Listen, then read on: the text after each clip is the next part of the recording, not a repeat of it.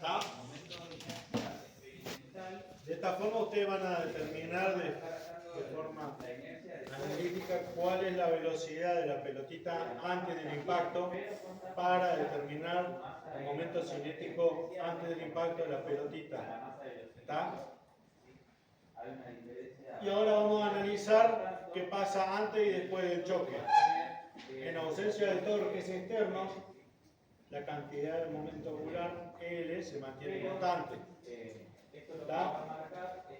Entonces el delta L vectorial es 0. Por lo tanto, el momento cinético inicial es igual al momento cinético final. ¿Cuál es el momento cinético inicial? Estamos analizando la pelotita antes del choque.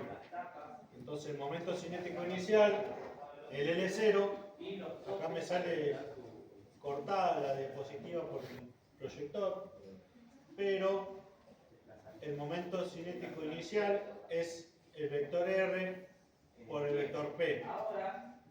¿Qué significa? El vector P va a ser la cantidad de movimiento que tiene la pelotita antes del choque, ¿no? Que va a estar determinado por el producto de la masa escalar el vector velocidad, ¿no? Y por lo tanto la cantidad de momento cinético inicial va a ser el radio por la masa por la velocidad. No se confundan este radio como el radio de la esfera, sino es el radio respecto al centro de rotación del cuerpo rígido. ¿Está? Vamos a tener únicamente que la esfera va a empezar, tendría que tener una trayectoria angular, ¿no? Si lo analizáramos de esa forma, va a tener una velocidad tangencial en este punto y va a rotar respecto a este centro de rotación. ¿Está? Después del choque, ¿qué va a pasar? La pelotita va a formar parte de nuestro cuerpo rígido y ustedes ya vieron que el momento cinético es la inercia por la velocidad angular del cuerpo rígido respecto al punto de rotación. Entonces vamos a tener que la inercia total de nuestro cuerpo rígido va a ser la sumatoria de las inercias desplazadas por Steiner al centro de rotación. ¿Está? Vamos a tener la inercia de la esfera paricéntrica más la inercia desplazada por Steiner, que va a ser la masa por la distancia del centro de masa de la esfera al centro de rotación, la inercia de la barra, que va a estar su centro de masa va a estar por este punto, va a estar desplazado a una distancia determinada, que ya la habíamos medido recién, se las pasamos, por el radio S al cuadrado, la masa por el radio al cuadrado. La del contrapeso va a ser la inercia del contrapeso para un eje que pasa de forma vertical por su centro de masa y que lo hace rotar de esta forma, desplazado por Steiner al centro de rotación del centro del disco. ¿Está? Y la inercia del disco va a ser la inercia únicamente del disco baricéntrico, ¿no? La inercia baricéntrica del disco, porque el disco, su centro de masa va a coincidir, el centro baricéntrico del disco va a coincidir con el centro de rotación. ¿Está? Entonces, igualando ambas ecuaciones y reconociendo que el radio es el diámetro de la esfera, o el diámetro considerando la distancia entre la esfera, el centro de masa de la esfera y el centro de rotación, y la velocidad es la velocidad que determinamos antes, que es la velocidad del centro de masa de la esfera, vamos a tener la igualdad de la distancia por la masa por la velocidad va a ser igual a la sumatoria de inercias por la velocidad angular. ¿Está? Donde la velocidad angular la vamos a determinar como el desplazamiento angular sobre el tiempo que vamos a medir de forma experimental. ¿Está? ¿Hasta ahí me siguieron? ¿Sí? ¿Se entendió? ¿Hay alguna duda? ¿No? Pasamos los datos.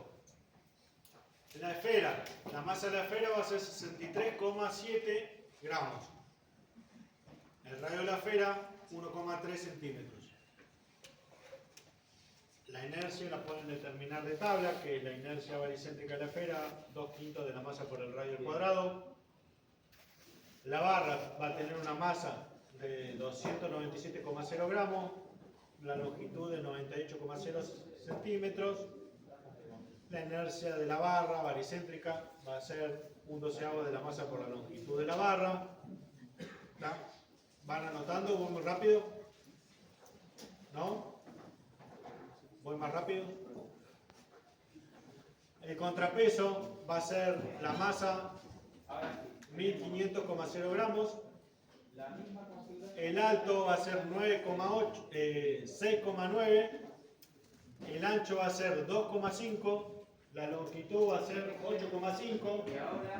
Y la inercia del contrapeso para un eje que pasa de forma vertical por el centro de masa y hace que nuestro contrapeso rote de esta forma sobre este eje, va a ser 1/12 de la masa por b cuadrado más c cuadrado. B cuadrado y c cuadrado son los lados o los vértices que forman la base de nuestro contrapeso. ¿Está?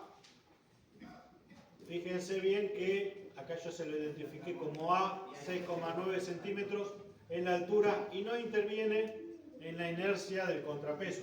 ¿Está? De un cubo o de un cubo con determinadas dimensiones de alto, ancho y largo. ¿Está? Únicamente vamos a utilizar el ancho y la profundidad. ¿Está? El alto no. Y el disco va a tener una masa de 960,0 gramos y un radio de 15,0 centímetros. Y la inercia baricéntrica del disco va a ser 1/2 de la masa por el radio al cuadrado. ¿Está? ¿Hasta ahí me siguieron? ¿Sí? Bueno, ahora hacemos la experiencia.